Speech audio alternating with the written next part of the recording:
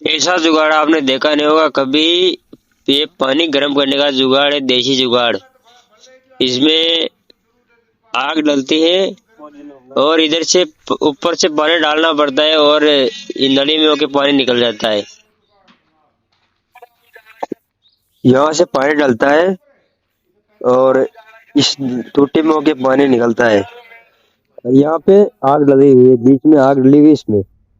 ये देखो, ये भाई साहब पानी डाल रहे हैं, ठंडा पानी डाल रहे हैं और इधर से गर्म पानी निकल रहा है। ये नहाने के लिए गर्म पानी का जुगाड़ बहुत अच्छा है, देसी जुगाड़। हमारे भारत में टैलेंट की कमी, कोई टैलेंट की कमी नहीं है।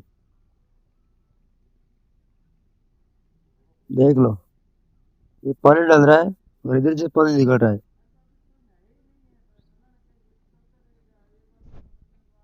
ये बहुत अच्छा जुगाड़ है।